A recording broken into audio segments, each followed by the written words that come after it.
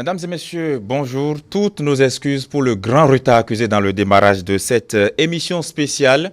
C'est pour des raisons vraiment indépendantes de notre volonté. Nous sommes à quelques mois seulement des élections législatives de 2019 et vous le savez, le système partisan béninois est à la croisée des chemins.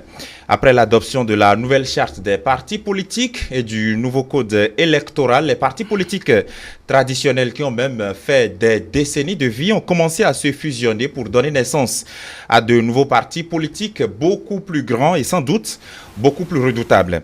Pas plus tard que ce samedi 1er décembre 2018, l'on a connu la naissance d'un premier grand parti politique national du nom de l'Union progressiste. Quelle est la vision de ce parti politique? Quelles sont ses orientations? Et aussi, quelles sont ses stratégies pour durer dans le temps? Voilà les grandes questions qui nous préoccupent et qui seront abordées dans cette émission spéciale. Et pour cet exercice, j'ai convié sur ce plateau un membre fondateur de ce parti qui était au congrès hier, Arma Zinzinokwe, bonjour. Bonjour, monsieur le journaliste. Merci de votre présence. Vous êtes donc là en tant que congressiste, je l'ai dit tout à l'heure. Congressiste. Voilà, en tant que congressiste. Voilà, merci infiniment à vous d'être venu. Antoine Adoukono, bonjour. Bonjour, monsieur Gilles Chris. Vous êtes un acteur politique, membre du bloc républicain. Vous êtes venu sur ce plateau porter votre regard sur la naissance de ce nouveau parti politique. On avait aussi convié à cette même émission l'honorable Domitien Nouemou, qui est un membre de la direction exécutive nationale de ce parti politique, mais qui, à la dernière minute, s'est montré indisponible. Alors, on va démarrer cette émission, comme je le disais, hier au congrès constitutif qui a consacré la naissance de l'Union progressiste. On a entendu beaucoup d'hommes politiques, membres et ou non même de ce parti politique-là, se prononcer à la tribune. On va écouter ici la description des attributs de ce nouveau parti politique. Elle a été faite là, cette description, par un membre de ce parti, l'honorable Orden Aladati.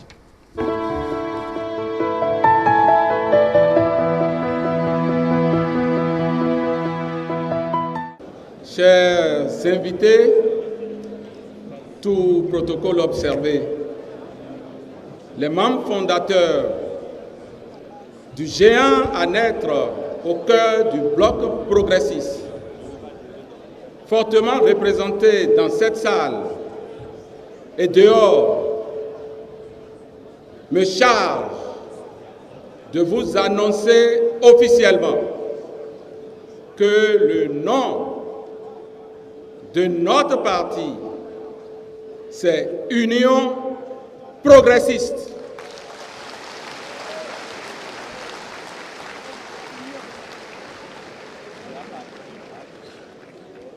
Union progressiste, une dénomination qui a remplacé le bloc progressiste. Vous savez tous que certains ont tôt fait de juger que nous étions en rupture avec la loi, avec la charte, mais il s'agissait simplement d'une dénomination provisoire. Le nom de notre parti, le nom de votre parti, c'est Union progressiste. À travers ce nom, nous indiquons deux choses majeures. D'abord, quand on parle d'union, c'est que l'on reconnaît qu'il s'agit de diversité. Nous affirmons la diversité dans l'unité. Notre parti, sans complexe aucun, reconnaît en son sein une diversité enrichissante. Une diversité qui concourt à la qualité des décisions, à la qualité des hommes et des femmes nourris par la synthèse des débats d'idées, des arguments, des positions. Nous sommes un parti de synthèse et non un parti de dogme.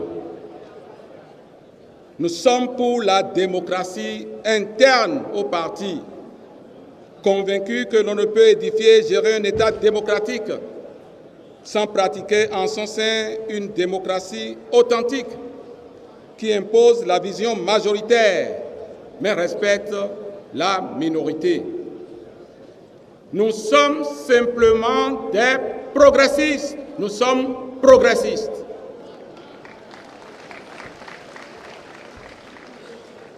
Nous sommes progressistes, c'est-à-dire que nous sommes résolument engagés pour la transformation sociale, pour la réduction des inégalités, pour la justice et pour la solidarité. C'est pourquoi nous avons choisi le nom de baptême Union progressiste. C'est un clin d'œil aux débats qui ont cours dans le monde, mais aussi un clin d'œil à l'histoire, à notre histoire, à l'histoire du Bénin, ancien Dahomey. Maintenant, notre logo. Chers invités, j'ai l'honneur de dire à la face du Bénin, du peuple du Bénin et à la face du monde que nous avons choisi le baobab.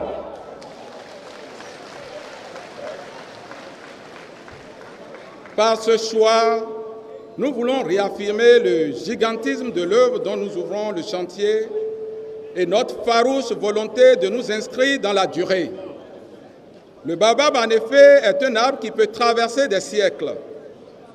Tout dans le baobab est utile, de l'écorce aux feuilles, des racines aux fruits, majestuosité, robustesse, durabilité, utilité, enracinement dans le sol africain, le sol béninois, le sol du nord au sud, de l'est à l'ouest.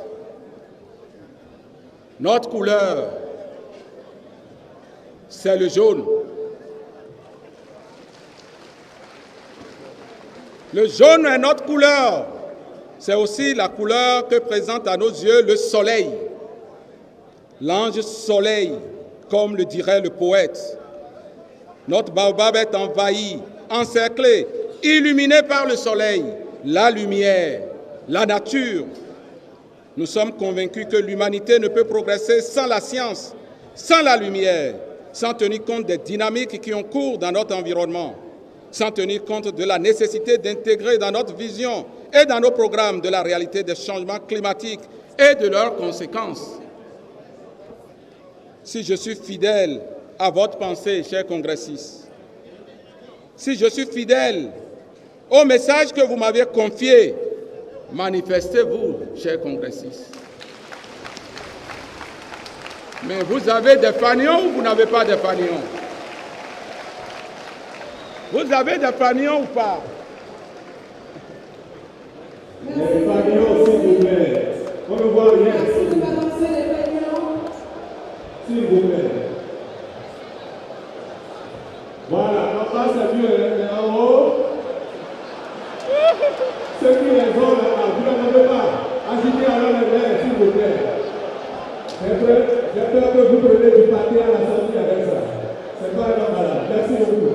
C'est bien, merci. C'est très bien. Merci beaucoup. Merci beaucoup, chers congressistes. Merci beaucoup. Maintenant, notre hymne. Le titre de notre hymne, c'est « Il est temps ». Il est temps, en effet, que nous engagions l'Afrique et le Bénin dans une dynamique durable. Nous avons perdu du temps. Nous avons laissé mourir des enfants, des adultes, parce que nous n'avons pas assez osé. Nous sommes un parti de réforme hardie. Il est temps que nous sortions de la plaisanterie, de la facilité, du mépris pour le peuple. Il est temps que nous nous donnions comme boussole l'immense majorité et non la minorité. Il est temps de partir et de rebâtir. Vaillant peuple d'Afrique, vaillant peuple du Bénin.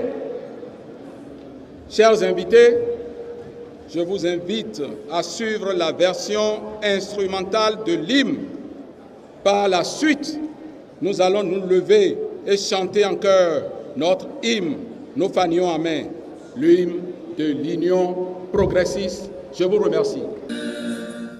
Il est temps de partir dans le bâti. Il est temps à nos petits Bénin.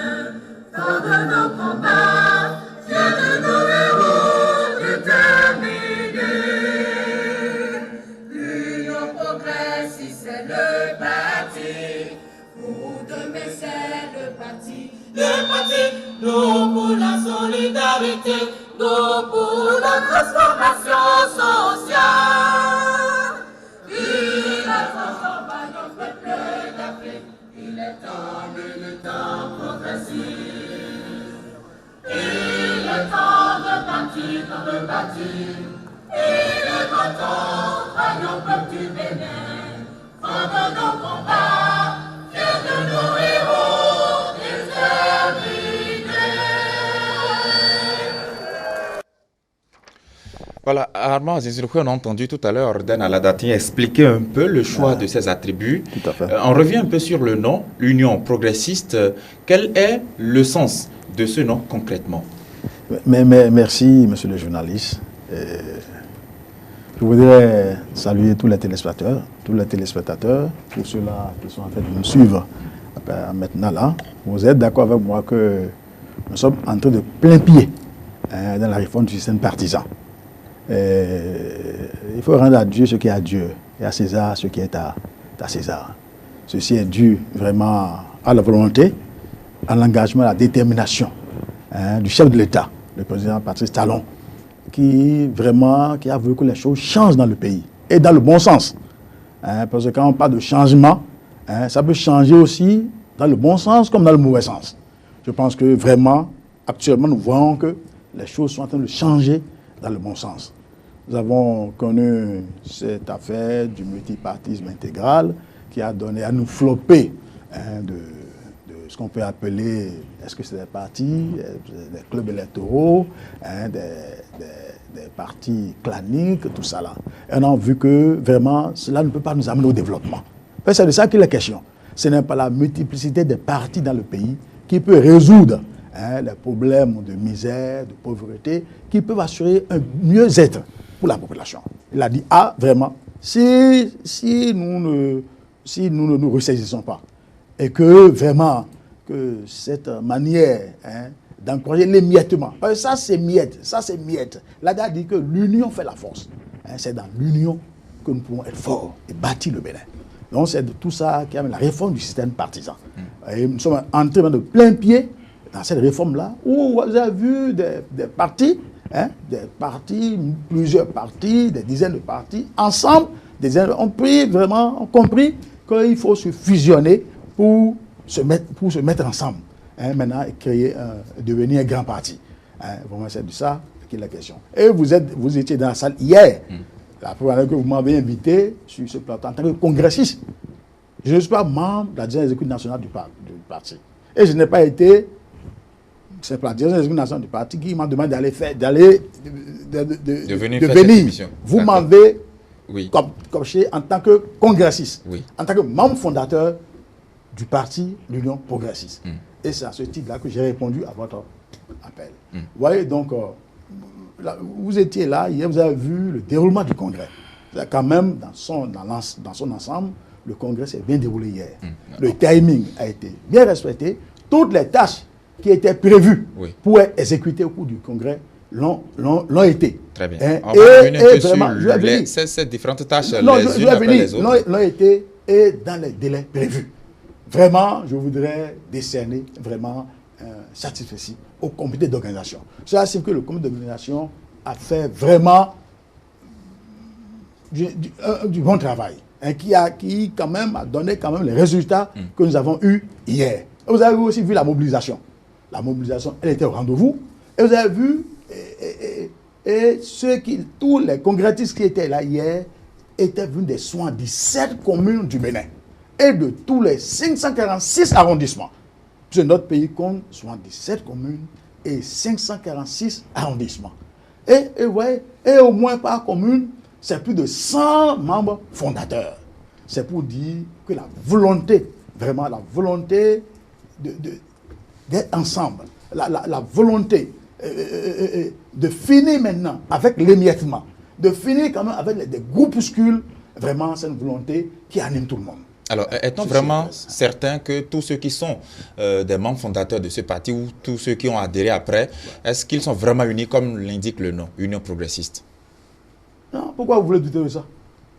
C'est une question que je me pose. Pourquoi vous voulez douter de ça? Non, nous sommes unis. Nous sommes unis, Union progressiste, nous sommes unis.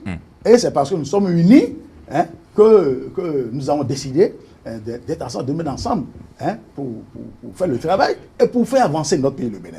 C'est de ça qu'il est question. On ne se met pas ensemble pour rien. Mais on se met ensemble pour tirer le pays vers le haut. On se met ensemble pour faire avancer le pays. On se met ensemble pour qu'il y ait un mieux-être. Je dis toujours un mieux-être. Pour qu'il y ait un mieux-être pour les populations. Très bien. Et vous êtes d'accord avec moi que c'est ça, vraiment ça. L'objectif, c'est ça la vision. Que le pays soit tiré vers le haut. Très bien. Alors, Monsieur Adoukonou, est-ce que, vu aussi le lancement de ce congrès-là hier, vous avez l'impression que maintenant, tout ce qu'on attendait depuis des années, la réforme du système partisan, que ça a vraiment démarré maintenant? Je vous remercie beaucoup pour l'invitation. Vous avez posé une question qui est une question très très importante. Et cette question, pour la répondre, moi je suis tenté même d'écrire une thèse. Parce que moi j'ai fait 17 ans de militantisme dans la Renaissance du Bénin. Et j'ai occupé des fonctions administratives à la base. Donc je suis en mesure de comprendre tout comment les anciens partis politiques fonctionnent. Et je pense que une chose est de se réunir pour faire ce congrès-là, mais le plus dur commence à partir du moment où on a fait le congrès. Je le dis pour plusieurs raisons. Premièrement, une raison d'ordre légal. Aujourd'hui, avec la réforme du système partisan, si nous nous en tenons à la charte des partis politiques, nous devons préciser que la loi n'a jamais parlé de bloc. Vous ne verrez aucun mot bloc dans la loi. La loi n'a contraint personne à aller rester ensemble. Là, je suis dans la charte des partis politiques. La charte des partis politiques a revu les modalités de création d'un nouveau parti. Avant, c'était 18 membres par département. Aujourd'hui, c'est au moins 15 membres par commune. Non, 10 membres par département. 10 membres par département. Pas 18. D'accord. 10 membres par département. Ouais. Aujourd'hui, la loi dit 15 membres au moins par département. Par commune. Ouais. Ça veut dire quoi? Ça veut dire que tout le monde peut créer son parti politique. Donc, la notion de multipartisme intégral reste et demeure. Tout le monde peut, celui qui est dans le bloc progressiste aujourd'hui, si demain, il voit que, ça dit qu'il a toujours la possibilité de quitter le bloc pour aller créer son parti. D'accord? Donc, voilà une première possibilité qui est donnée dans la charte des partis politiques. Maintenant, si nous retournons dans le code électoral, il est prévu dans le mode de scrutin, pour se faire attribuer un siège à l'Assemblée nationale, il faut au plan national réunir d'abord 10%. D'accord? Cette obligation supplémentaire qu'impose le code électoral, à ma foi, a obligé beaucoup de partis politiques, que dis-je, beaucoup de partis que moi je qualifie de partis récépissés. Voici un ancien ministre de l'Intérieur qui est devant moi. On remplit les formalités, on prend un récépissé, on n'a aucune base, on ne sait qui est qui, on monte sur WhatsApp, on commence par écrire pour dire qu'on est chef de parti politique. Donc, la multitude de partis politiques que nous avons, en fait, ne sont pas des partis politiques. Ceux qui sont même les plus avérés, la Renaissance Bénin, le PRD et autres, ne sont que des partis régionaux. C'est pour régler ça que la réforme est intervenue. Écoutez bien. Aujourd'hui, est-ce qu'on a le sentiment que ça a avancé? Bon, écoutez-moi bien. Lorsque, pour expier le mal, le législateur a estimé qu'il faut réunir 10% au plan national, c'est dans la logique que les partis politiques qui n'ont pas d'envergure nationale se voient obligés de se mettre ensemble. Donc, ce qui se fait là aujourd'hui, il y a d'abord une contrainte légale. Tout ne peut s'exprimer par la volonté affichée des gens. Non, il y a une contrainte légale qui a poussé les gens à se mettre ensemble. Et donc, à partir de ce moment, moi je suis tenté de dire que ce qui se fait là, c'est bon. Que ça soit du côté du bloc progressiste républicain ou même de l'opposition qui se met ensemble, c'est ce que nous voulons pour le pays. Mais, quant à la durée de ces regroupements, je pense que tout dépendra de la compréhension que nous avons du rôle d'un parti politique dans le développement de la nation. Très bien. On reviendra sur cette question tout à l'heure. Et c'est d'ailleurs là la deuxième question que j'allais poser à Arma Zizinoukou. On a entendu Orden Aladatine décrire un peu le logo du parti, le Baobab, qui, de par sa solidité, vit très très longtemps. Et c'est justement pour pouvoir traverser le temps, les époques que vous avez choisi, le Baobab. Est-ce que effectivement c'est réaliste? Non, c'est réaliste.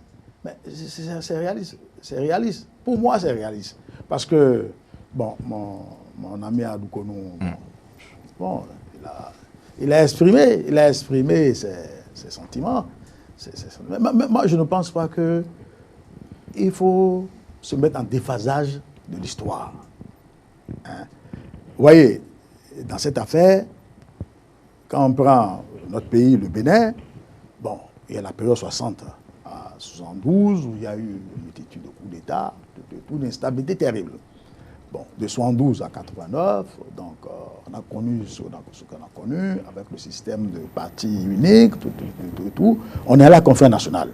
Bon, la conférence nationale, maintenant, a libéré l'espace politique, et c'est la libération de l'espace politique qui a mis le multiparti intégral. Donc la conférence nationale, c'est en 90, le 19-28 février 1990. Donc on est resté dans ça là pendant environ 28 ans là maintenant, une trentaine d'années. Bon, on a vu un peu ce qu'il a dit, les partis claniques, les partis ethniques, les partis de maison. Bon, moi je suis ancien ministre de l'Intérieur, donc je vois un peu tout ça là. Et au ministère de l'Intérieur, quand ça venait, quand tu prends le bruit de société d'un parti, c'est plagiat, c'est la même chose. Ça ne diffère pas d'un parti à un autre. Et quand il n'y avait pas de spécificité. Rien. Et quand moi j'ai quitté le ministère de l'Intérieur, on était déjà à plus de 150 partis. Voyez. Donc, est-ce qu'il faut ça pour le Bénin? Hein? Donc, c'est ça qu'il dit. Là, maintenant, il n'y a qu'une prise de conscience.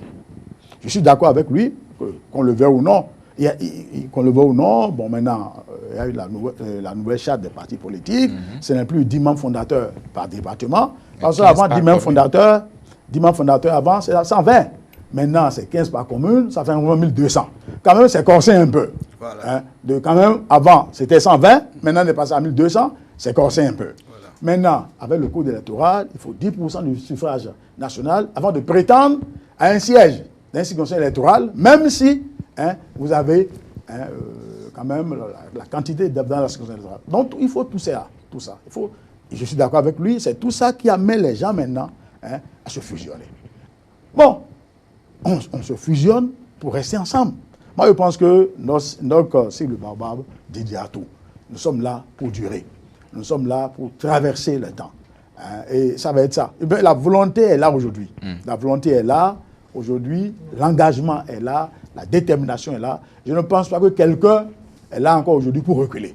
On a vu plusieurs unions par le passé. On a vu l'UBF par exemple, on a vu l'Union fait la nation, mais qui n'ont pas vraiment duré comme on l'aurait souhaité. Est-ce qu'on a aujourd'hui des garanties sur la volonté suffit pour que l'Union progressiste dure dans le temps? L'Union fait la nation, c'est pas comme l'Union progressiste. L'Union fait la nation, c'est une alliance de partis. C'était une alliance, on est d'accord. C'est une alliance de partis. Bien sûr. On n'est pas dans une alliance aujourd'hui. L'UBF aussi, c'était ça. C'est une alliance de partis, l'Union fait la nation. C'était une alliance de partis. L'Union fait la nation au départ, il y avait le PRD, il y a la RB, il y a Fosclé, il y a toutes ces choses-là que nous connaissons. Mais dès que l'Union a des problèmes, chacun est parti. Ici, maintenant, tu as vu un peu comment l'Union progressiste est constituée. D'abord, les partis, les partis qui veulent se fusionner, se retrouvent d'abord en congrès ou bien en conseil nationaux. Et là, comme ça, c'est à la base que les décisions sont prises. D'aller se fusionner maintenant. Et là, comme ça, ils déposent leurs attributs, ils déposent tout. Et viennent se mettre ensemble. Je pense quand même que nous sommes partis pour durer. Et la volonté y est, l'engagement y est, la détermination y est, et le management aussi, le management y est. Quand même, il faudra quand même que le Bénin aussi, quand même que nous sommes cités en exemple déjà dans plusieurs domaines. Il faut quand même aussi que pour ce qui est quand même du système partisan au Bénin, qu'on soit aussi cité en exemple.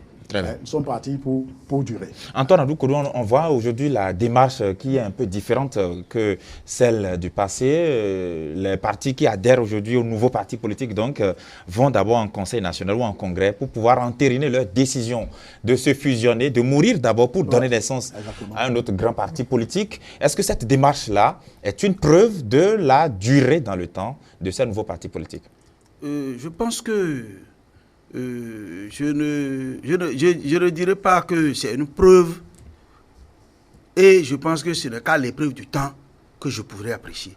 Parce que, au terme des dispositions de la charte des partis politiques nouvellement votée, 3 possibilités s'offrent aux anciens partis politiques. Lesquelles?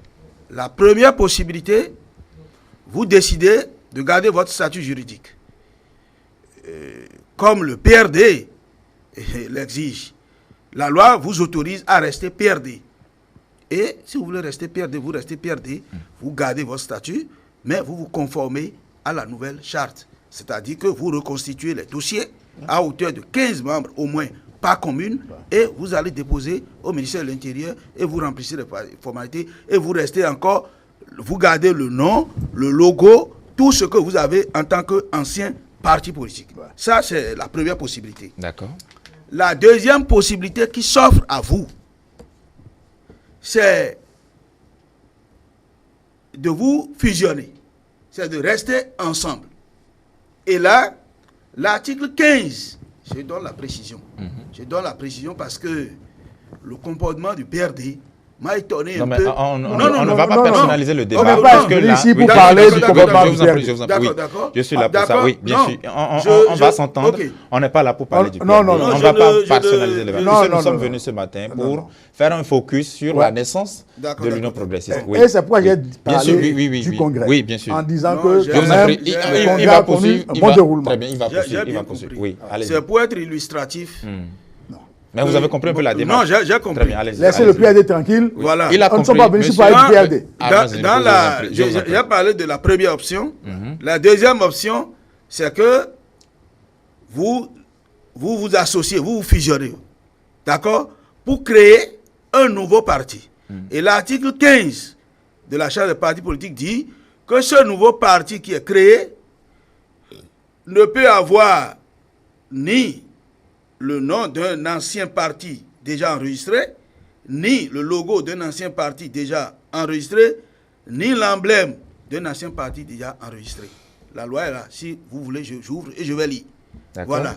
Donc, ça veut dire quoi? Ça veut dire qu'un ancien parti politique qui ne veut pas se reconstituer à hauteur de 15 membres au moins par commune est obligé de perdre son statut juridique pour s'intégrer dans un nouveau parti. C'est pas obligé. Personne ne l'oblige. Non, voilà, c'est non. Personne ne l'oblige. Non, j'ai dit les possibilités. La nouvelle charte des partis politiques. Il est en train d'énumérer un peu les différentes possibilités. Les options qui s'offrent dans la loi par rapport aux anciens partis, c'est ça. 3 options. La première option, vous l'avez dit. Vous l'avez déjà dit. Voilà. Donc, la deuxième option, vous disparaissez au profit d'une nouvelle formation. Ou bien, la troisième possibilité, c'est que vous quittez carrément la chaîne pour vous dire que vous n'existez plus. Très bien. Donc, au regard de ces différentes possibilités aujourd'hui, quelle analyse faites-vous en matière de durée dans le temps de ces nouveaux partis politiques-là? Par exemple, on prend l'Union progressiste, qui est le nouveau parti politique. Il a dit tout à l'heure un peu les garanties qu'ils ont aujourd'hui, la détermination, la volonté, l'engagement, voilà, et ainsi de suite. Ainsi de suite, il a dit tout à l'heure. Je crois que ce que moi j'ai noté de très positif dans la création de l'Union progressiste et qui me rassure que les choses vont durer dans le temps, ce n'est pas le fait que les gens se sont mis massivement ensemble, mais c'est déjà dans le fait que, en lisant leur règlement intérieur, moi j'ai déjà compris que si les choses doivent évoluer dans ce sens, c'est un parti qui va durer.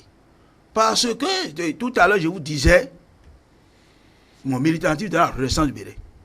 Et je peux vous dire, ce qui peut expliquer la multiplicité des partis politiques dans le temps, c'est l'absence totale de démocratie au sein des partis politiques qui obligeait les gens à quitter les partis, parce que les partis qu'on avait, c'est des partis qui sont chapeautés par un minuscule, quelques individus, et notamment le président, qui est le bailleur du parti, et qui impose sa loi.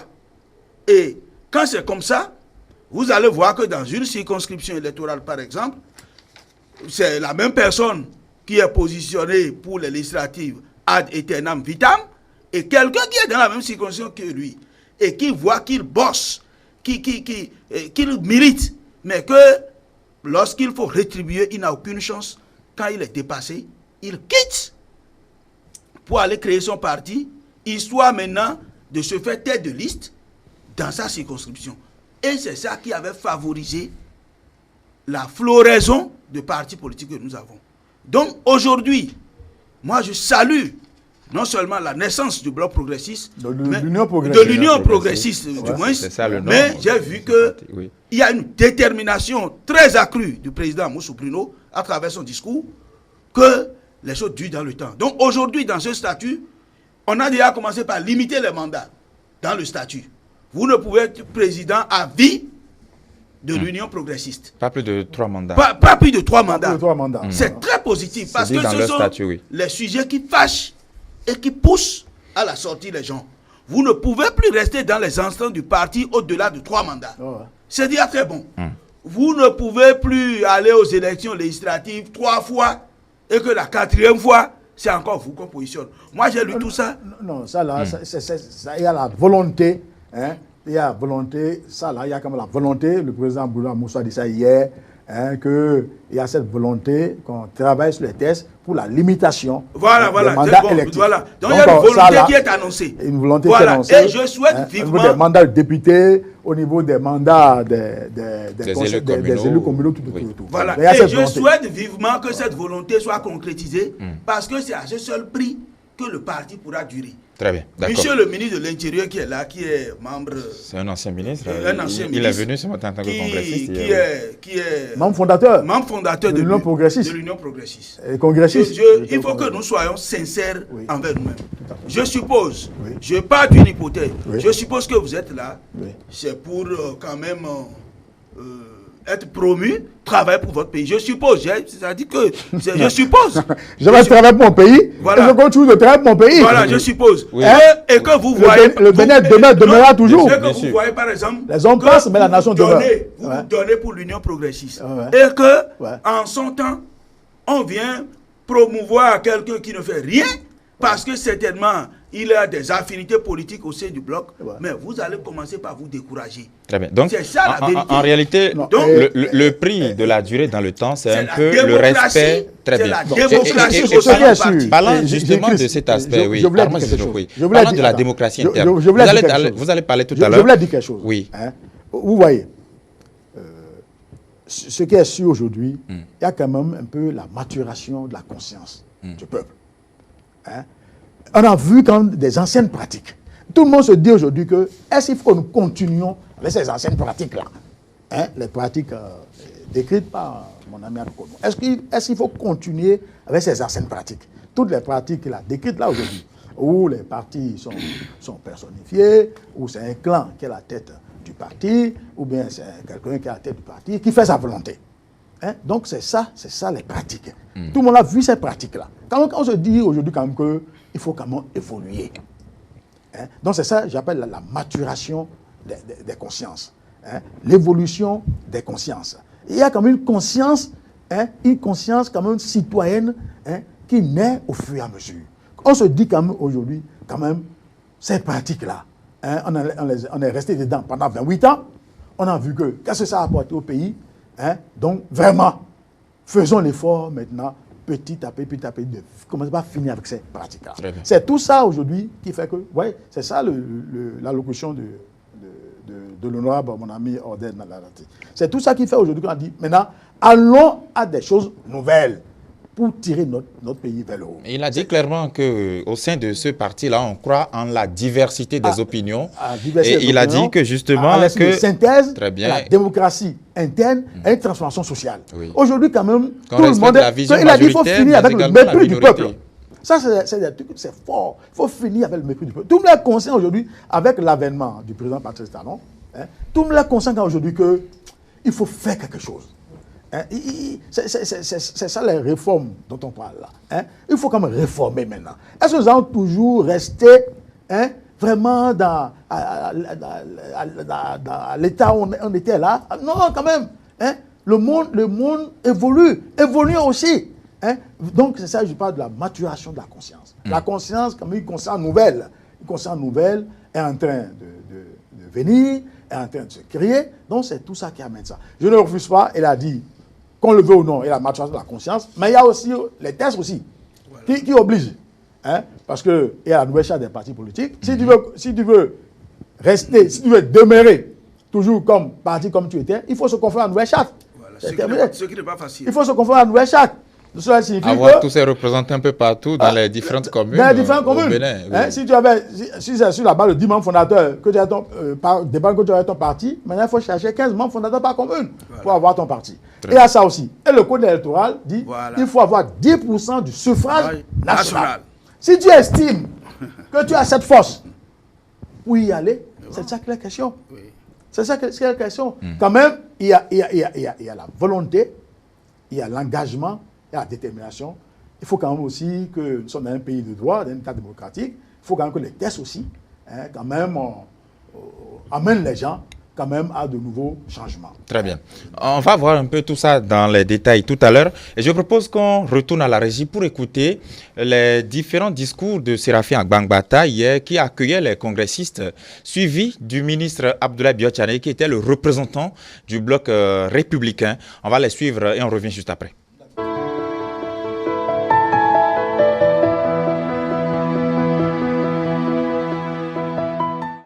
Le comité d'organisation se réjouit de voir ce jour, ce grand jour, et de vous voir réunis autour de ce congrès historique. Dans la vie des nations, il est des paris pour lesquels les tenir fait frémir de plaisir. La tenue de ce congrès en est un. 9 mois de travaux, 9 mois de stress, 9 mois d'intenses discussions, parfois d'énervement, mais souvent de joie également, de convivialité, mais toujours d'esprit de bâtisseur. Nous y avons cru, chers camarades congressistes, avec vous que nous devons marquer l'histoire, que nous devons démontrer que le peuple béninois n'est pas un peuple destiné uniquement à recevoir des exemples, mais plutôt un peuple à donner des exemples. Nous avons cru et nous y avons travaillé en conséquence avec la ferveur et l'abnégation indispensable qui président à la naissance des grandes œuvres. Je commencerai d'abord par remercier chaque responsable de partis politiques, chaque mouvement politique, chaque personnalité et chacun de vous, chers congressistes, pour avoir cru à ce projet. Pour avoir cru à ce projet, d'y avoir contribué et pour avoir surmonté épreuves, tentations diverses, diversions. C'est la démonstration que la grandeur des chefs n'est pas dans leur personne, mais plutôt dans la mesure où ils contribuent à la grandeur de leur peuple. Je vous remercie très cordialement, vous invités et témoins de ce congrès historique.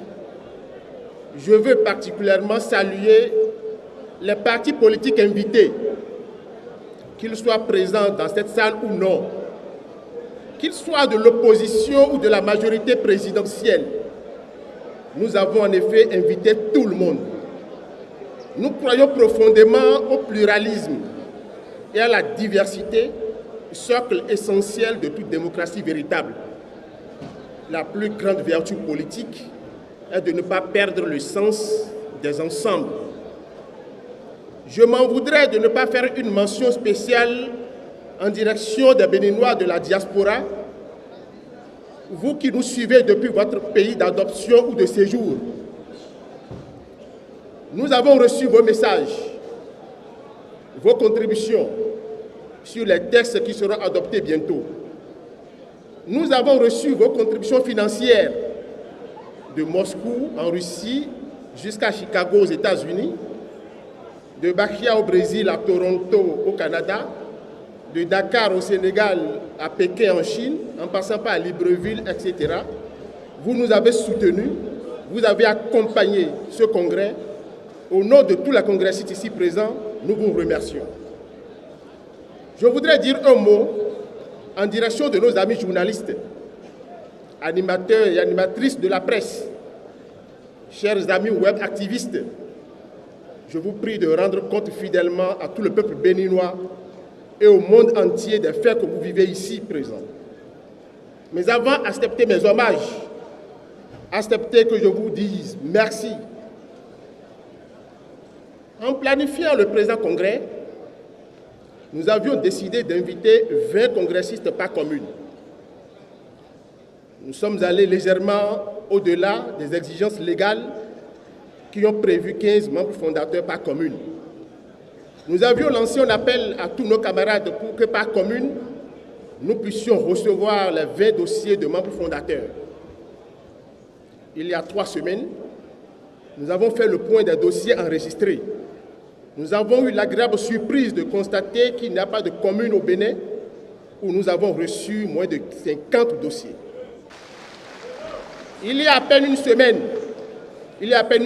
à l'évaluation, nous avons constaté avec allégresse que nous avons reçu en moyenne 100 dossiers par commune. C'est pourquoi nous avons pris la décision de passer de notre format initial de congrès réunissant 1600 congressistes à un format permettant à tous ceux qui ont déposé leur dossier de membre fondateur d'être présents ici, à cet historique congrès constitutif. Nous sommes dans cette salle, au moins 6000 congressistes. En dehors de la salle, il y a plus de 2000 congressistes, soit plus de 8000 congressistes au total, venus de Karimama, d'Adjawere, de Kobli, de Kwetekpekperou, de Grand Popo, de Basila, de Tchaourou, de Banikwara, et j'en passe les plus meilleurs. Les 77 communes sont représentées, les 546 arrondissements sont représentés. Les travaux d'élaboration, de discussion, d'amendement des différents textes qui seront soumis tout à l'heure à l'adoption ont démarré en mars 2018 et se sont achevés ce matin aux environs de 5 heures. Ils ont recueilli de précieuses contributions de nos compatriotes de l'extérieur que de l'intérieur, de centaines de cadres intellectuels et renommés et de sages de nos différentes contrées. Nous avons critiqué, évalué nos pratiques partisanes depuis les années 40. Nous avons fait un diagnostic sans complaisance, mais sans suffisance. Diagnostic de nos pratiques politiques aussi. Nous avons puisé dans les expériences de nos aînés et pris en compte l'impatience généreuse et déterminée de notre jeunesse. Nous avons accordé à la tendre mais résolue volonté des femmes de prendre légitimement leur place dans l'arène. Nous avons surtout pris le pari et le parti de ceux qui, en silence et dans les couloirs, travaillent, s'échinent, transpirent, mais dans l'espoir que demain sera meilleur et qui se battent quotidiennement et qui se sont toujours battus jusqu'à ce jour. Nous leur rendons hommage. Hommage donc à tous les morts pour le Bénin, dont nous sommes les héritiers. Hommage à tous les vivants pour le Bénin, dont nous sommes les compagnons. Hommage à tous ceux qui naîtront demain pour le Bénin et dont nous devons être la providence. Chers congressistes, mesdames et messieurs, nous sommes heureux de vous retrouver ici et dire à tous nos invités que nos travaux qui démarreront et qui ont déjà démarré se poursuivront dans l'allégresse pour qu'enfin nous faisions de cette fête une très belle fête. Vive le Bénin dans une Afrique unie, patriotisme, travail et solidarité. Je vous remercie. Messieurs les anciens présidents de l'Assemblée nationale, honorables députés à l'Assemblée nationale, mesdames et messieurs les chefs de partis politiques, mouvements politiques ici présents, distingués congressistes, mesdames et messieurs, au nom du Bloc républicain en formation et en mon nom propre, je vous remercie pour l'honneur que vous nous faites en nous invitant ici à votre congrès. Mesdames, Messieurs, Monsieur le Président du comité d'organisation, notre pays, le Bénin, est à un moment sans précédent de son histoire politique. Et votre présence, Mesdames, Messieurs les congressistes, aussi nombreuses, témoigne de votre volonté à être des acteurs principaux de cette nouvelle dynamique que veut impulser le Président de la République, Son Excellence, M. Patrice Talon. Je ne peux que vous en féliciter. Mesdames et Messieurs, nous le savons aussi tous, la mise en œuvre du multipartisme intégral depuis 1990 n'a pas permis l'émergence d'un système politique partisan efficace. Cette situation qui s'est empirée au fil des élections et des années est alarmante, nous le savons tous. Elle vide la politique de son sens noble et de son idéal de conquête et d'exercice de pouvoir. Une telle situation interpelle notre conscience collective et appelle à un changement de paradigme. Il passe inévitablement par une réforme courageuse et audacieuse de notre système partisan. Mesdames et Messieurs, je suis donc convaincu de la pertinence de cette réforme essentielle portée par le chef de l'État, le président Patrice Talon. Je salue donc ici, Mesdames et Messieurs les congressistes, votre décision d'être également les porte-drapeaux de cette réforme politique.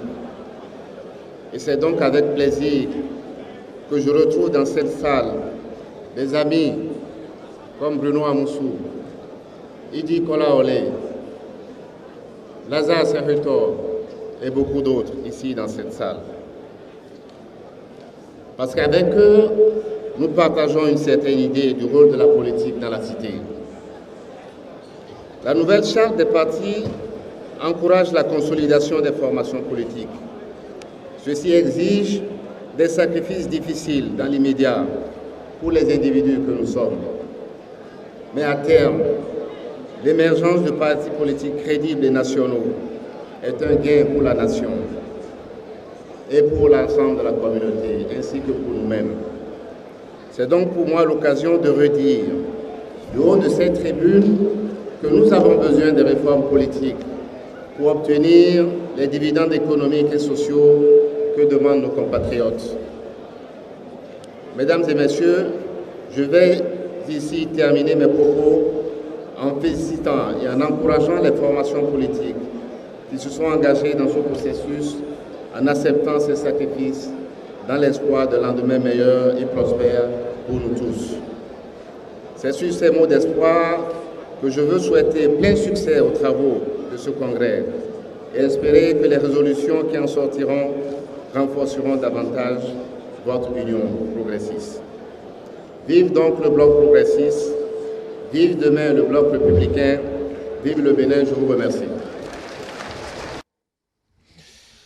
Abraham Zinzinouhoué, on a suivi. Docteur Armand Zinzinouhoué. Voilà, docteur Armand Zinzinouhoué, pardon, voilà. Il y a un Zinzinouhoué qui peut cacher un autre. Oh, Abraham, c'est mon grand frère. Bien sûr. Donc, voilà, on a écouté tout à l'heure Séraphin Agbangbata, on a écouté Abdoulaye Biotchane, le ministre d'État qui représentait le bloc républicain, et on a noté une phrase forte de Séraphin Agbangbata qui disait « Nous croyons profondément au pluralisme ». Fin de citation. Alors, au sein de l'Union progressiste, quelle est la place alors du pluralisme, des idées contradictoires au sein de ces partis politiques? Non, c'est la diversité dans l'union.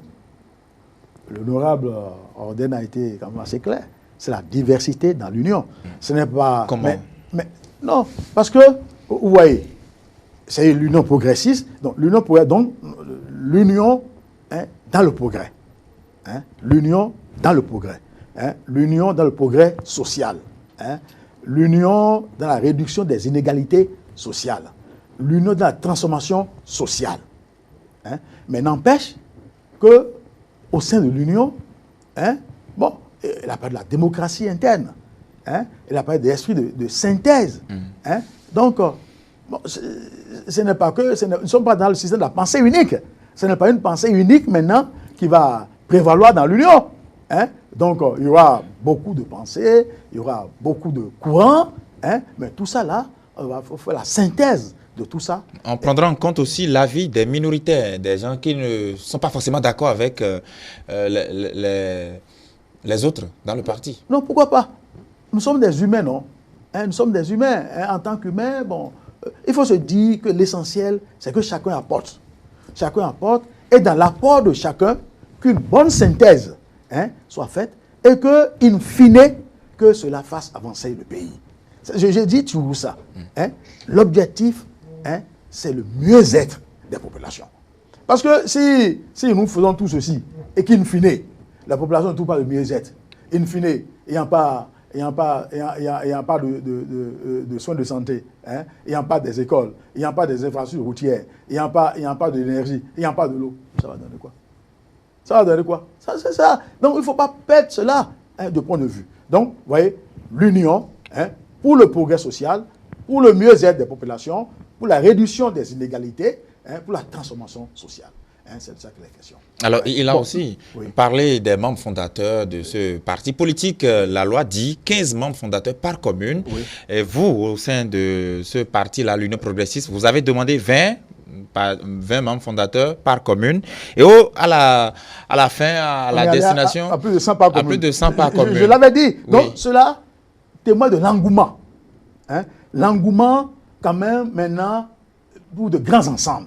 Est-ce qu'il faut toujours rester dans l'émiettement? Moi, je ne pense pas. Hein?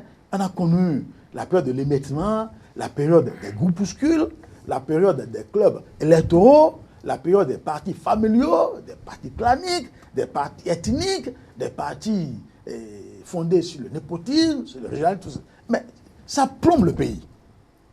Nous sommes d'accord que toutes ces choses, ça plombe le pays. Et quelque part, c'est pas de la maturation de la conscience. Bon, la maturation de la conscience accompagnée par des contraintes légales. Hein? Parce qu'on le veut ou non, il faut se dire, bon, on est d'accord. Hein? Si on était resté, hein, s'il n'y avait pas eu de nouveaux tests, on ne verrait pas ça. On n'en arriverait pas là. On n'en arriverait pas là. Il ne faut pas que je vienne quand même ici faire... On n'en arriverait pas là. C'est parce qu'il y a une nouvelle charte de parti politique, il y a un nouveau code électoral. On a compris maintenant que les choses ont réellement... ont changé maintenant. Donc, maintenant, nous sommes en train d'accompagner maintenant les nouveaux tests. Donc, moi, je pense que, donc, avec cet accompagnement maintenant, on voit quand même que la volonté quand même, l'engagement, la détermination, hein, de finir avec les anciennes pratiques. Parce que les anciennes pratiques, hein, il faut quand même que les anciennes pratiques maintenant, hein, ne viennent plus, hein, n'est plus court. Hein, n'est plus court. Hein. Donc, finir avec les anciennes pratiques, je pense qu'avec cette volonté, cette détermination, ça va durer dans le temps. Et c'est bon pour le pays, c'est bon pour le pays, c'est bon pour notre pays, c'est bon pour les générations montantes. Il faut que ça dure dans le temps. Hein, que ça dure dans le temps et que, bon, j'avais dit, bon, nous sommes cités un exemple, déjà dans beaucoup de choses, sur le plan de la conférence nationale. Nous sommes cités un exemple en Afrique. Hein? La conférence nationale a fait du Bénin. C'est nous qui avons commencé. Et il y a eu beaucoup de choses dont c'était un exemple. Il faut qu'on soit aussi cité un exemple aussi maintenant dans la réforme du système partisan. Moi, je connais des pays où il y a plus de 200-300 partis. Hein? Hein? Il y a plus de 200-300 partis. Hein? En tant qu'ancien ministre de l'Intérieur, je connais des pays. Hein? Il y a des centaines de partis. Je pense que nous sommes maintenant partis encore maintenant pour être un exemple pour ces pays maintenant. Hein? Nous serons cités encore un exemple maintenant dans ce domaine-là. Et vraiment, c'est mon souhait que nous soyons tous cités en exemple. Il n'y aura pas de recul. Je ne pense pas que on va... Pourquoi encore faire du recul? Nous sommes toujours dans le multipartisme. Hein. Il faut pas... Et c'est là la question que j'allais poser. Parce qu'on a écouté le ministre d'État, Abdoulaye Biachane, qui a mis l'accent sur le multipartisme intégral. On n'a pas mis fin au multipartisme. On ne peut pas mettre fin au multipartisme. Nous sommes toujours dans le multipartisme, mais avec de nouveaux tests. Très bien. Je reviens à vous sur cette question tout à l'heure. Après avoir écouté Antoine Adoukono sur la même question, le multipartisme intégral, quelle est sa nouvelle nature maintenant avec les nouvelles lois qui sont votées au Bénin? Non, le multipartisme intégral n'a pas une nouvelle nature. Et vous allez voir quand nous parlons de multipartisme intégral, nous parlons de quoi en réalité? On retourne à la Constitution. Lorsque vous prenez notre Constitution, je rappelle d'abord que quand vous prenez une Constitution, il y a deux grandes parties dans la Constitution.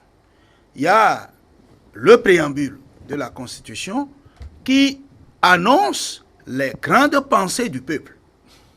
Et il y a maintenant le texte constitutionnel, même c'est-à-dire les articles qui essayent de développer ces pensées-là. Donc, le mot multipartisme intégral ne se trouve que dans le préambule de notre Constitution. D'accord? Donc, la volonté affichée par le peuple à la Conférence nationale des forces vives de la nation, c'est le multipartisme intégral. D'accord? Mais déjà, dès l'article 5 de la loi, ce multipartisme a été rapidement encadré par le constituant, qui a dit que ce sont les partis politiques qui animent la vie politique conformément à une loi qu'on appelle Charte des partis politiques. Absolument. Ça veut dire que multipartisme, oui, dans la vision globale, mais multipartisme encadré dans la pratique. D'accord? Donc, multipartisme, oui, qu'il anime les partis politiques. Comment il anime? Dans un texte qu'on appelle Charte des partis politiques. Donc, il faut comprendre que le multipartisme intégral qui est dans la Constitution ne signifie pas que chacun est libre de faire de n'importe quoi. Donc, aujourd'hui, c'est la troisième charte des partis politiques qu'on vient de connaître. On a connu une première charte des partis politiques, une deuxième, aujourd'hui on en est à la troisième. Donc, aujourd'hui, le peuple, la vision du législateur, ce multipartisme doit s'exprimer dans le cadre prescrit par la nouvelle charte des partis politiques. Et on l'a dit plusieurs fois. Donc, en votant une nouvelle charte de parti politique, ça ne dit pas qu'on s'écarte de multipartisme. On est toujours dans le multipartisme intégral, puisque la Constitution dit multipartisme encadré. D'accord? Donc, on est dans le multipartisme. C'est vrai que les choses sont devenues plus corsées parce que, comme l'a dit l'ancien ministre, aujourd'hui, personne ne vous empêche d'aller créer votre parti. Ben, si vous pouvez remplir les conditions, vous le ferez. Maintenant, moi, j'ai une inquiétude. J'ai une grande inquiétude. Parce que j'ai vu que le ministre est plus optimiste que moi par rapport à l'avenir de ce groupe-là. Il parle de lui, son parti. Il parle de... Non, moi-même, je suis dans le bloc républicain et le problème, c'est le même. Le problème, c'est le même. Vous voyez? Aujourd'hui, il y a beaucoup de défis qui nous attendent pour que ce bloc dure. Et je voudrais que le premier élément qui permet la durabilité de ce bloc, c'est le peuple. Pourquoi je le dis? Si l'exposé des motifs de la nouvelle loi n'est pas comprise par le peuple, et que le peuple se laisse aux intoxications, ceci, cela, et qu'il arrivait que ceux qui sont rebelles à cette loi obtiennent la majorité à l'Assemblée nationale, qu'est-ce qui va se passer? C'est la grande question. C'est pourquoi je disais tout à l'heure que c'est beaucoup plus la loi qui a obligé les gens d'abord à rester ensemble. Si demain... Il a parlé des contraintes légales tout à l'heure. Voilà. Si demain, par exemple, après les élections législatives 2019, si le pouvoir, parce qu'il s'agit d'abord de la volonté affichée du président Patrice Talon, qui a d'abord fait cette promesse pendant la campagne. Et c'est ça qui a justifié moi-même d'abord mon soutien à ce président. Et qui a honoré sa promesse. Il s'agit d'abord de sa volonté que le BMP à l'Assemblée nationale, que je salue au passage, a accompagné. Maintenant, si demain, ceux qui disent que cette loi-là, que cette charte parti politique-là, il faut s'en débarrasser, il faut faire ceci, ceci. Si c'est eux qui obtiennent la majorité, qu'est-ce qui va se passer?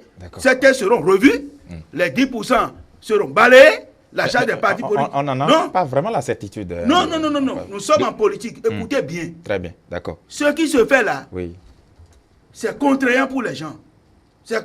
S'il y a des grands partis aujourd'hui qui ne peuvent pas rester dans le bloc, c'est parce qu'ils ne veulent pas perdre la personnalité juridique. Mais n'est-ce pas là aussi l'intérêt de s'unir, Armand Sessinokoué? Non, écoutez. Oui, pour avoir les résultats escomptés. Non, s'unir, ce que nous disons quand il dit le peuple, je ne parle pas des congressistes qui sont là. Si nous quittons là. Vous parlez du peuple électeur. Oui, du peuple électeur. Oui. On a compris. Qui doit il nous aussi... revient de travailler. Oui, bon, Mais c'est il nous ça. revient de travailler. C'est le grand problème. Il nous revient de travailler, d'occuper le terrain. Il faut que nous travaillions Mais c'est la question. en occupant Ne le sont terrain pas allés au et qu'on- Congrès. et qu'on explique les choses. Ne sont pas allés au Sinon, Congrès. le- Et après le Congrès ne pas travailler. Le Il pire nous arrivé. faut travailler. Oui. Le travail aussi dans ce contexte. Mais je parlais tout à l'heure du multipartisme intégral. Oui. On n'a pas enfreint à la Constitution qui non, pas du donne tout. la liberté au peuple béninois de pouvoir vivre un multipartisme intégral. Nous sommes toujours dans le multipartisme intégral. Très bien. Seulement que, maintenant, pour créer un parti, Oui.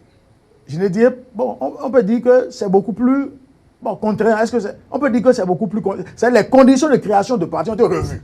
On a été revu. Hein? Moi, je peux dire que c'est contraint, d'autres peuvent dire que ce n'est pas contraint. Mais nous pouvons dire que les conditions de création d'un parti politique au Bénin ont été revues. Jusqu'à l'adoption de la nouvelle charte de politique, jusqu'à la mise en place de la nouvelle charte Des partis politiques, c'était 10 membres fondateurs par département. Oui. Dès que vous avez 10 membres fondateurs par département, donc 120 membres fondateurs, vous pouvez créer votre parti politique. Aujourd'hui, ça a été revu, ce n'est plus 10 membres, c'est 15 membres par commune. Il n'y a que ça. Donc, ce qui fait qu'environ 1200 membres fondateurs, 15 fois 77, ça doit faire 1195. Ça fait 1200 membres fondateurs. Donc, c'est les conditions de création de partis politiques qui ont été revues. Les tests de création ont été revus. Donc, nous sommes tous dans le système du multipartisme intégral. Bon, maintenant, du point de vue toujours des choses qui ont été revues, avec le nouveau code électoral maintenant. Parce qu'on ne crée pas un parti pour le plaisir de créer un parti. Non. On crée un parti pour aller aux élections. Et conquérir le pouvoir Et conquérir le pouvoir d'État. C'est ça l'objectif de la création d'un parti. Est-ce que je vais créer un parti? On va revenir avec ça tout à l'heure, lorsqu'on aura écouté le discours de Bruno Amoussou, Exactement. qui en a parlé hier d'ailleurs. Maintenant, Oui. ça c'est les partis qui animent la vie politique dans le pays. La Constitution aussi, la Constitution a dit ça. Maintenant, je crée mon parti, je vais aux élections législatives. Hein? Maintenant, le Code électoral dit, avant de prétendre obtenir des sièges À l'Assemblée nationale. dans une circonscription électorale, même si vous avez obtenu toute la totalité des voix dans la circonscription électorale, il faut d'abord obtenir 10% du suffrage national. C'est pourquoi on dit ça? Pour que les partis, quand même, ne soient plus des partis régionaux, ne soient plus des partis communaux, ne soient plus des partis villageois, pas villages, mais quand même que les partis aient une étendue national. sur le plan national. Donc, c'est de ça qu'il est question. Donc, maintenant, c'est tout ça qui oblige les gens maintenant à de grands ensembles, à de grands regroupements. Vous voyez? Donc, et ça là, c'est de la volonté vraiment, c'est une promesse électorale du président Patrice Talon, et vraiment, il est dans la tenue de cette promesse électorale pour qu'on en arrive là. Hein, toutes ces réformes qui sont mises en place par là. D'accord. Maintenant que Oui. les tests nous obligent à nous mettre ensemble, maintenant, il faudra que nous cultivons le rester ensemble. Voilà. Pas de bonnes pratiques. Pas de bonnes pratiques. C'est ça qui est la question. Le rester ensemble maintenant, mais là, c'est les tests qui nous obligent. Parce qu'il faut, quand je parle de la maturation de la conscience, quand je parle de la volonté de l'engagement, ce n'est pas la volonté volontaire. Hein. C'est ça que je vous disais. Ce n'est pas la volonté C'est volontaire. ça que je vous disais. Mais C'est si les je dis tests. ici que c'est la volonté volontaire, tests. là, ça c'est vu que je ne suis pas venu. Non. Non. Ce n'est pas la Ah, volonté pardon, volontaire. c'est les tests d'abord. C'est les tests d'abord. Voilà. C'est les tests qui obligent à de grands regroupements. Oui. Voilà. Vous me rejoignez maintenant, Non, c'est non, ça. non, non, je vous ai toujours rejoint. Oui, mais dans ce contexte. À de grands ensembles. Oui, Bon, dans ce contexte. maintenant. Permettez, dans ce contexte. Alors, si les tests vous obligent à rester ensemble et que vous devez maintenant cultiver le vivre ensemble, Oui. on a vu que de bonnes pratiques. tous ces responsables de partis politiques qui ont laissé disparaître leur parti pour maintenant créer un nouveau parti du nom de l'Union progressiste étaient habitués à donner des ordres, à commander leurs troupes. On a vu certains leaders, hein, par exemple Pascal Irénée Koupa, qui est au sein de l'Union progressiste, Bruno Amoussou, qui pilote d'ailleurs l'Union là, et sans ne citer que ces deux grands noms par exemple. Comment est-ce que ça va pouvoir collaborer entre tous ces leaders au fil des temps? Non, ça va. Je parle de la volonté quand même, chacun se dit maintenant que le système a changé.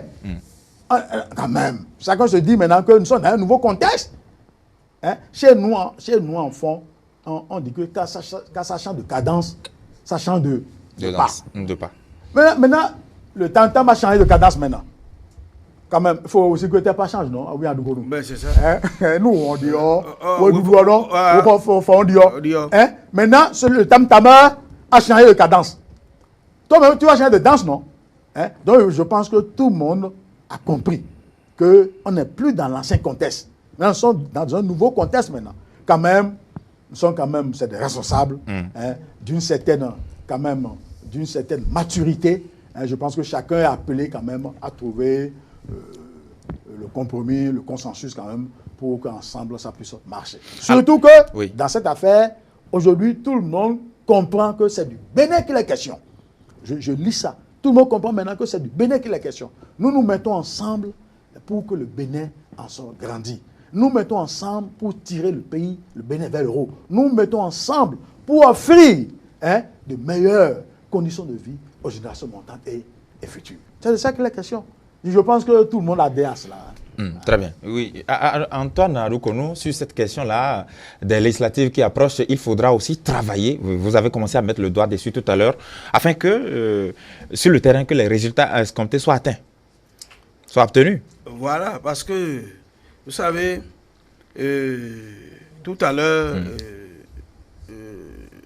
quand on dit il faut cultiver maintenant le rester ensemble, c'est très important. Et c'est ça qui nous manque. Vous avez vu l'exemple de l'Union fait la nation par le passé. C'est vrai que c'est une alliance, mais on a dit dans ce pays, abat la RB, abat le PRD, abat ceci, comme on a fait le congrès là, mais on en est où aujourd'hui? Ça veut dire quoi? Vous savez, il faut que dans il faut que les choses se fassent par mérite. Quand je sais que celui-là mérite plus que moi et qu'on le prend, je n'ai pas à être frustré. Mais c'est quand je sais que je mérite plus que lui. Vous savez, moi j'ai vu un de mes supérieurs hiérarchiques de la Renaissance Bénin dans le bureau politique de l'Union progressiste, et je me suis dit, bon, Dieu merci, il s'est retrouvé là. Parce que désormais, il va comprendre que quand il va prendre une décision, il peut y avoir des gens qui peuvent lui dire, non, ce que tu as dit, voilà d'autres approches. Ça sera le cas de tout le monde. Oui, il va aller à cette école parce que par le passé, moi je dois vous faire une confidence. Sans dire son nom. Hein. Non, jamais. Comment je vais dire son nom? Je suis bien sûr, oui. Non. Moi, il m'avait dit que moi je ne serai rien dans la Renaissance Bénin tant que lui il est vivant et qu'il est dans la Renaissance Bénin. Il m'avait dit ça. Et il m'avait dit ça parce que je ne voulais pas que... Parce qu'il devait positionner les gens sur les listes électorales. Je ne voudrais pas que quelqu'un qui est venu aujourd'hui parce qu'il a amené l'argent, on le met là et laisser quelqu'un qui a mérité plus de 10 ans déjà. Vous savez, dans les élections communales passées, il y a quelqu'un, il est conseiller communal actuellement, il est venu à une semaine des élections à la Renaissance Bénin, et parce qu'il a amené l'argent, bon, on l'a mis sur la liste. Et moi, j'étais très frustré. Moi, on m'a enlevé de la liste. J'étais très frustré. Lui, il est venu une semaine, il avait à peine une semaine dans la Renaissance Bénin. Donc, c'est des choses que nous avons vécues. C'est le cas personnel que vous avez donné. Oui, c'est des choses que nous avons vécues. Et je dis, si les gens doivent rester ensemble et continuer avec cette pratique, on ne pourra pas rester ensemble. Ça va mettre en marche. Parce qu'il n'y a pas une union sans justice, il n'y a pas une paix sans justice. Donc, ce que nous voulons créer aujourd'hui, le président Patrice Talon a déjà le mérite d'essayer de faire un effort avec le BMP pour mettre le cadre juridique légal. C'est à nous, acteurs politiques, de comprendre le bien fondé de ce qu'on veut faire et d'accompagner. Il y a 4 postes dans une circonscription électorale, nous sommes 1000, mais les 1000 ne peuvent pas aller se positionner. Nous devons comprendre ça. Mais si chacun tient nécessairement à être tête de liste, nécessairement à être ceci, on ne pourra pas avancer. Donc, il y a ce problème qui va se poser au sein des blocs. Si aujourd'hui les gens refusent de rentrer dans le bloc, c'est parce qu'ils veulent que ceux qui veulent positionner, que personne ne les touche. Ils ne veulent pas adhérer à la nouvelle vision. C'est des problèmes qui sont en bas. Et moi, je crois que avoir le discours du président Moussopelo, et je suis aussi convaincu comme le ministre que, en fait, nous les hommes politiques, nous sommes en train de comprendre finalement que l'émiettement ne nous avance pas.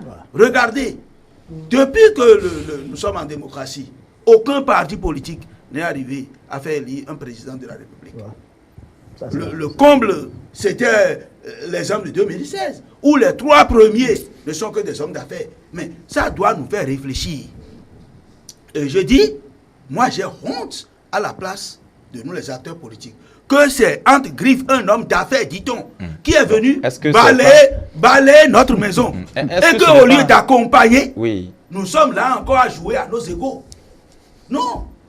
C'est un homme d'affaires, dit-on, qui est venu faire le travail que nous devons faire. Et un homme d'affaires qui veut que les choses changent dans le pays. Qui veut que les choses changent dans le pays. Moi, je vous ai dit, je dois vous avouer que je suis très ému par la gouvernance du président Patrice Talon. Un homme d'affaires qui veut que ça change. C'est-à-dire que, j'ai vu que, mais, en fait, Patrice Talon, c'est un homme politique, c'est un homme d'affaires déguisé. C'est-à-dire que c'est un homme politique qui ne dit pas son nom. Très bien. On va revenir un peu sur lui. Et aujourd'hui, nous, les hommes politiques, au lieu d'accompagner, nous sommes là à jouer à nos égaux. On va revenir un peu sur sa responsabilité dans tout ça vers la fin de cette émission. Je propose qu'on écoute le discours d'ouverture officiel qui consacre d'ailleurs la naissance de l'Union progressiste. C'est un discours qui a été prononcé par le président de ce parti, Bruno Amoussou, que nous allons suivre.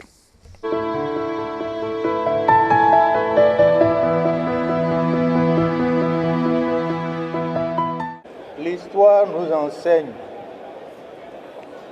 que seuls les peuples qui ont décelé à temps les évolutions probables et qui, à chaque étape de leur parcours, ont trouvé les formes d'organisation sociale en mesure de relever les défis, eux seuls, dis-je, ont réussi le pari de l'émancipation vers le bien-être, la paix et la sécurité. Le peuple béninois ne peut y faire exception. Aussi voudrions-nous inscrire notre démarche qui débute ce samedi 1er décembre 2018 dans ce processus qu'imposent les expériences vécues. Honorables invités, plus qu'une manifestation protocolaire et d'amitié, nous voudrions déceler dans votre présence l'exhortation à persévérer dans notre audacieuse entreprise de transformation sociale profonde. Soyez-en remerciés. Soyez également rassurés, car nous ferons en sorte que, d'ici quelques années, vous puissiez dire avec fierté, moi aussi j'y étais.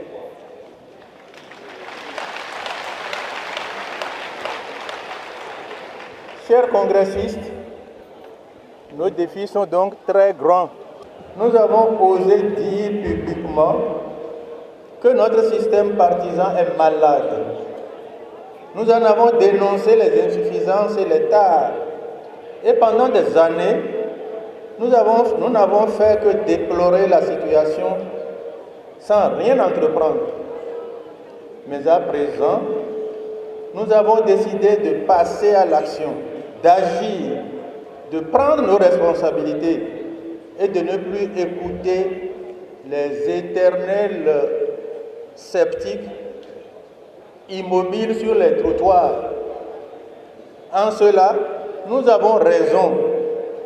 Bientôt, ils vont nous féliciter et nous acclamer.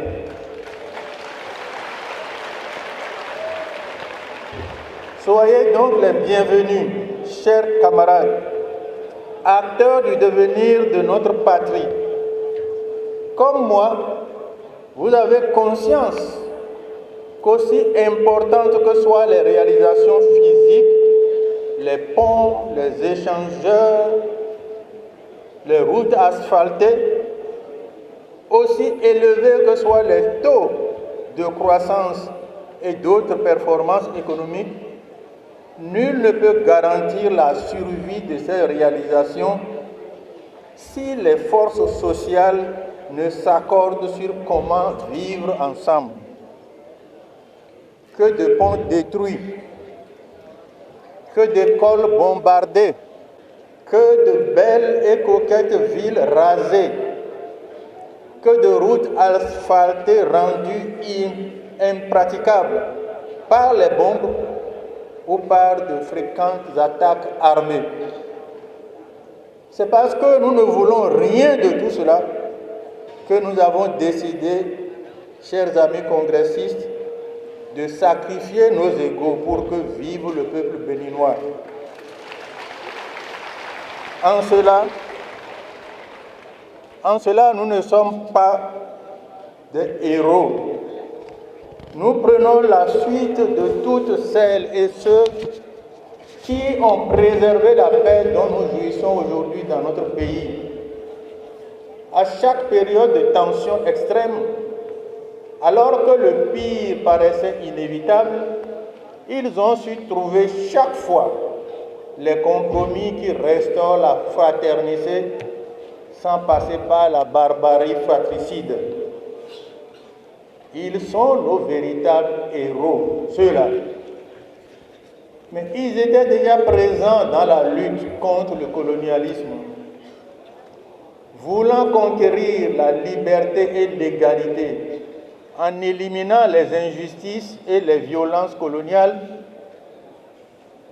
nos aînés s'étaient dotés d'une arme redoutable à la fin de la Seconde Guerre mondiale. Ils avaient fondé, en avril 1946, le premier parti politique jamais créé dans notre pays. Ils l'ont appelé Union progressiste du Dahomey.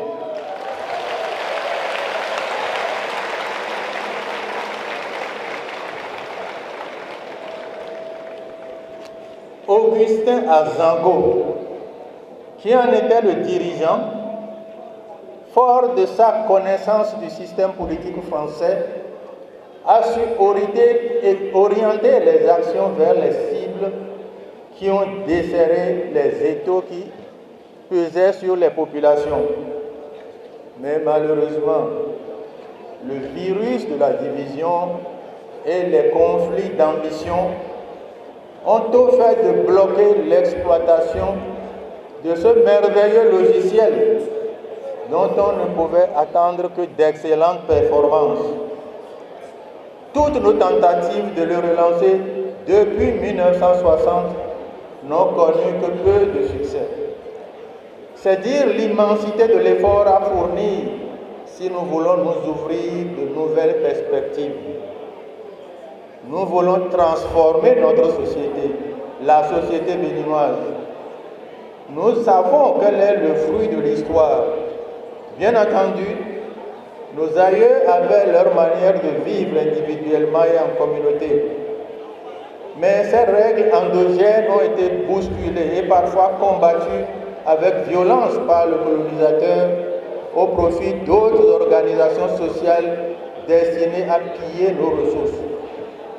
Aujourd'hui encore, nous sommes invités à participer à une mondialisation qui ne marche pas pour les peuples, qui ne marche pas pour l'environnement et qui ne marche pas pour la stabilité de l'économie mondiale. Ce survol historique montre la complexité de notre tâche. Il nous rappelle que la société béninoise, comme celle des autres pays africains, est une construction originale, car aucun peuple n'a subi les mêmes agressions dans l'histoire de l'humanité.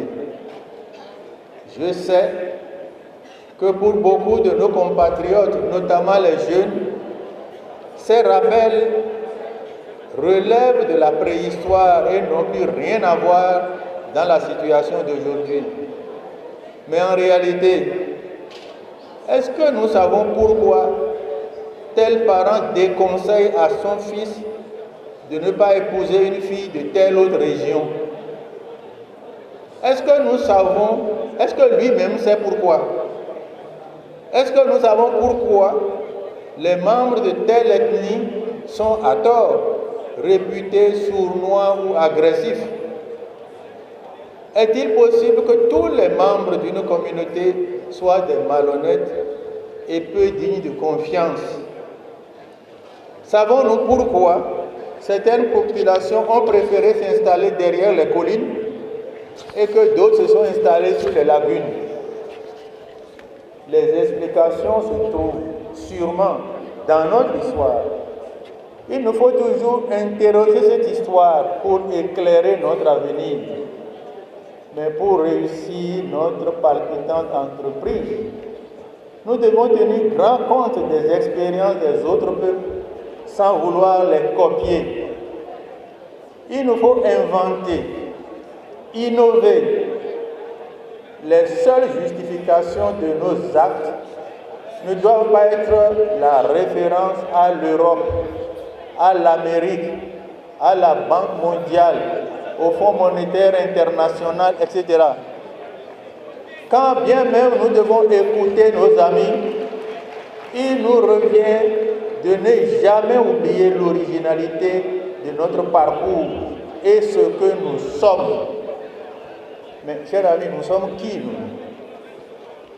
Comme l'ensemble de notre société, nous-mêmes, nous sommes également le produit d'une histoire que nous refusons d'assumer. Sosa Guédengue, alors président des chefs des religions endogènes, lors de la visite du pape Jean-Paul II dans notre pays, a assuré l'illustre visiteur de l'impossibilité d'une guerre de religion au Bénin. Il lui a dit: vos fidèles de jour sont nos fidèles de nuit.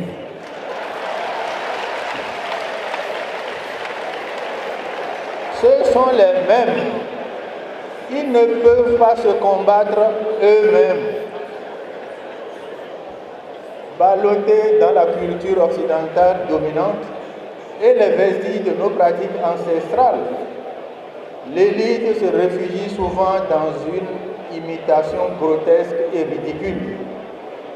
Elle s'y retrouve inconfortable et torturée. Mais le parcours de ceux qui ont réussi nous enseigne que nous ne pouvons arriver à rien faire sans revenir à nous-mêmes, tout en nous appropriant des valeurs universelles avec discernement. Ne pas les avaler sans les mâcher. Tant que notre conscience sera embuée par l'indécision, l'ambiguïté, le mimétisme et autres renoncements, il nous sera difficile d'avoir notre propre lecture des principes universels. Chers amis, vous savez que depuis des décennies, nous répétons qu'il nous faut changer de mentalité. Les prières dans les lieux de culte peuvent y contribuer. Elles ne suffiront jamais. Surtout si nous considérons que nous en faisons des séances de récitation. N'attendons pas le jour où nous serons complètement différents de ce que nous étions la veille.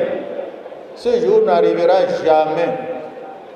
C'est donc pour construire patiemment, sûrement ce changement de mentalité unanimement souhaité que nous avons retenu dans notre projet de société et dans nos statuts les principes devant orienter notre action. Nous, membres de l'Union progressiste, nous nous engageons à élever notre propre conscience citoyenne et patriotique par la formation et par l'exemple. Nous nous engageons à promouvoir la convivialité par des travaux en équipe, à assurer une gouvernance éthique fondée sur le respect des valeurs afin de rétablir la confiance aussi bien entre le citoyen et l'État qu'entre les différentes nationalités,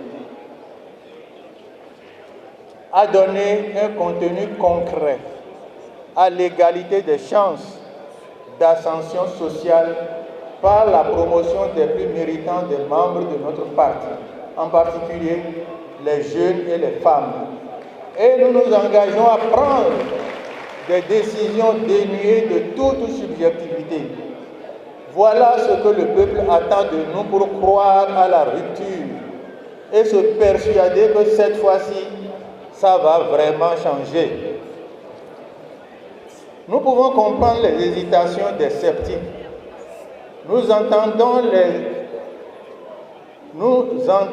et acceptons les critiques des adversaires, mais nous ne nous rallierons jamais à l'immobilisme. Parce que nous voulons bâtir une société nouvelle par le dialogue et la persuasion, rien ne pourra nous arrêter sur le chemin des réformes. Nous voulons nous réformer nous-mêmes d'abord, membres de l'Union progressiste, par l'apprentissage de nouveaux comportements. Ce sera notre principal atout pour attirer d'autres militants. Nous voulons apprendre à servir, à remonter ceux qui sont en difficulté, à partager l'effort et les récompenses, à ouvrir de réelles perspectives à notre jeunesse. Nous voulons combattre la corruption, l'injustice sociale, les brimades, le gaspillage de l'argent public, les braquages et autres formes d'insécurité. Mais d'expérience, le peuple a entendu chaque responsable politique égrener de telles bonnes intentions. L'histoire contemporaine de notre pays regorge de ressentiments contre les promesses non tenues. Déçus, beaucoup se mettent à magnifier le passé. Ici au Bénin, où seules les oraisons funèbres s'élèvent les qualités des citoyens, il n'est guère surprenant que seuls ceux qui ne peuvent plus agir, c'est-à-dire les morts politiques, sont vénérés avec dévotion.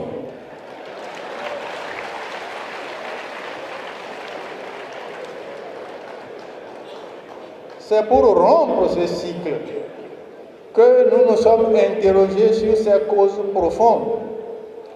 Il est évident que la cause principale est la faiblesse, voire l'absence de force politique capable de porter les aspirations de ceux qui sont ou se sentent délaissés, capable d'agir dans la durée de façon cohérente et de prendre les mesures qu'appelle le progrès social. Jusqu'à présent, seuls des groupuscules politiques s'activent dans l'espace politique à la recherche de leur propre alimentation de survie.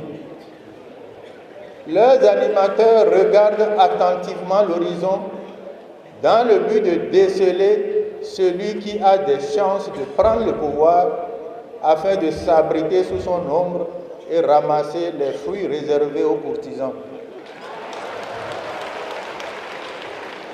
Dans ce schéma, il est peu probable que fleurisse de la bonne gouvernance et que la corruption s'essouffle.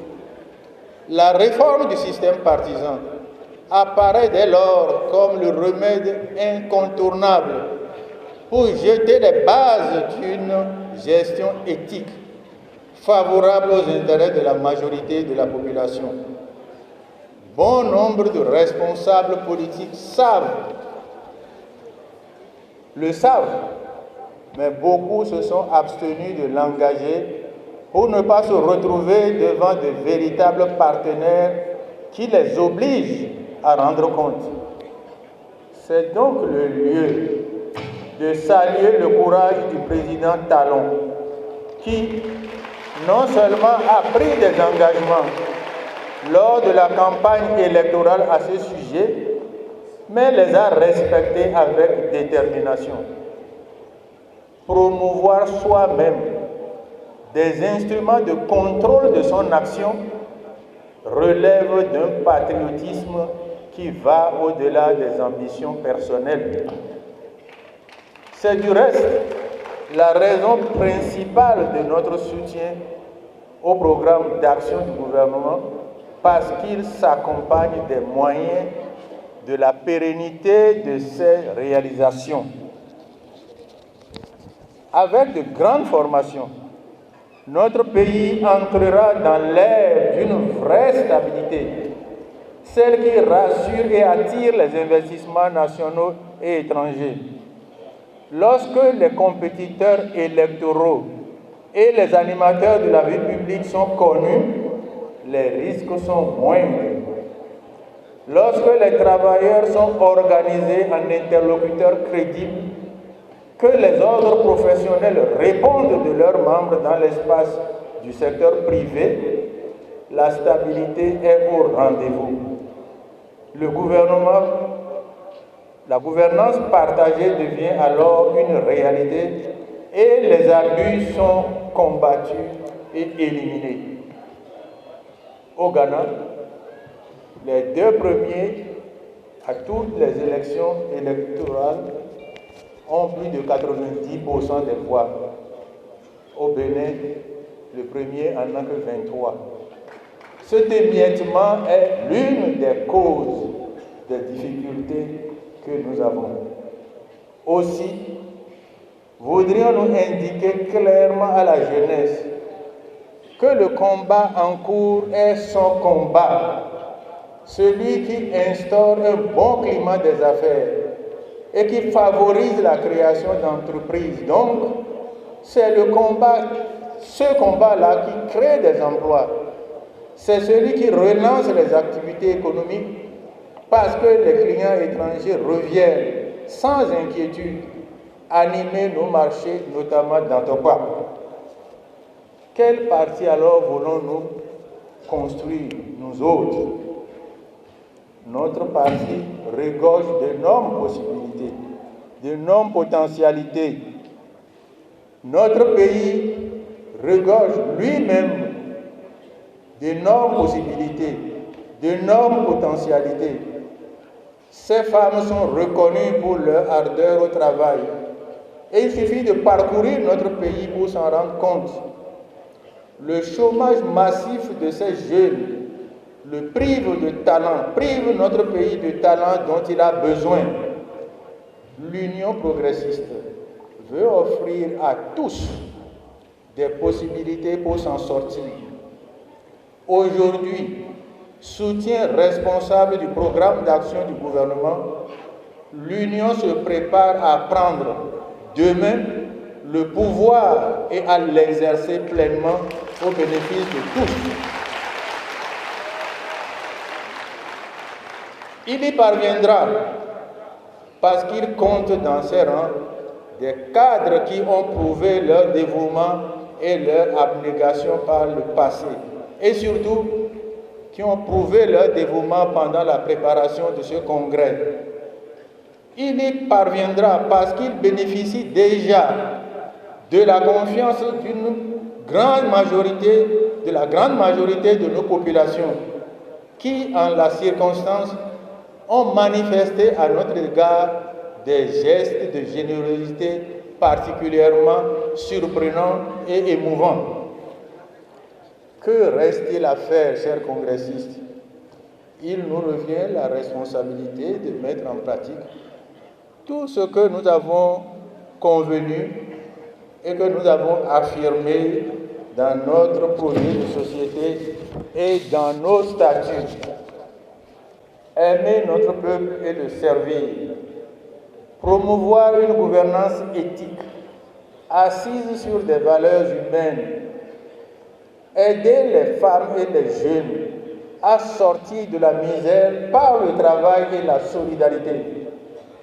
Œuvrer sans relâche pour le progrès économique et social. Privilégier le producteur dans la répartition des revenus. Vivre et défendre la démocratie et l'état de droit.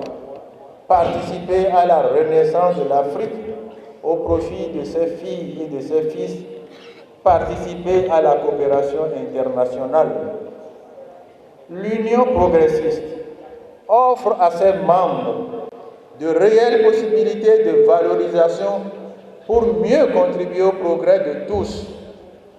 La Ligue des jeunes progressistes, la Ligue des femmes progressistes, la Ligue des enseignants progressistes, l'Association des élus progressistes sont autant de cadres d'échange et autant d'écoles pour le développement personnel et collectif de nos membres.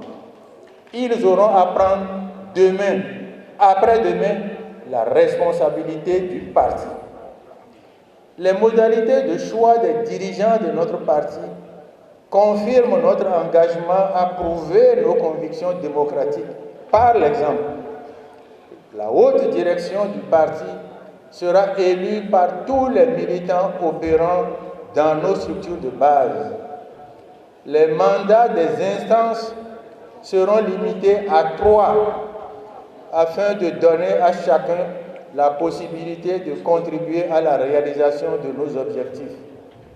Et au-delà de notre parti, et au-delà de nous-mêmes, notre parti prendra des initiatives appropriées pour la limitation de tous les mandats électifs, que ce soit à l'Assemblée nationale ou dans les collectivités locales.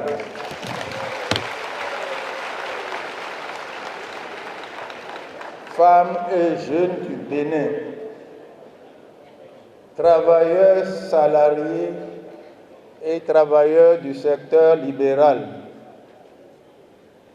acteurs de la production, acteurs des transformations sociales, chers amis membres de la diaspora, mes chers congressistes, une autre nouvelle se lève pour notre pays. Nous avons un nouveau rendez-vous avec l'histoire. La possibilité nous est offerte de forger l'instrument de la transformation sociale que nous cherchons depuis des années. Cet instrument s'appelle l'Union progressiste.